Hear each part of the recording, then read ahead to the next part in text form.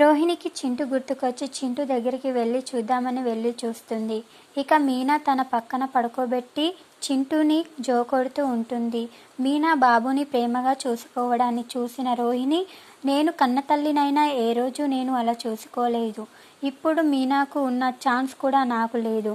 నేను చింటూకి దగ్గరగా ఉండలేను, బాబు దగ్గరికి వెళ్ళలేని పరిస్థితిలో ఉన్నానని రోహిణి చాలా బాధపడుతూ ఉంటుంది.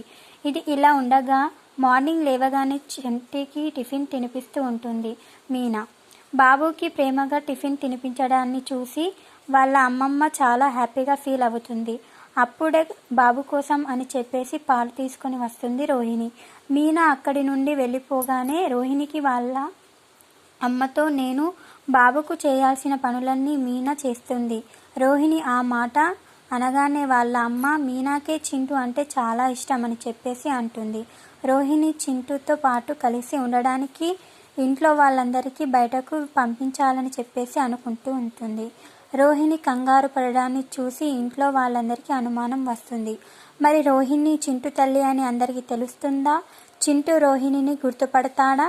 తర్వాత ఏం జరుగుతుందో మళ్ళీ ఛానల్లో చూద్దాం. Thank you friends.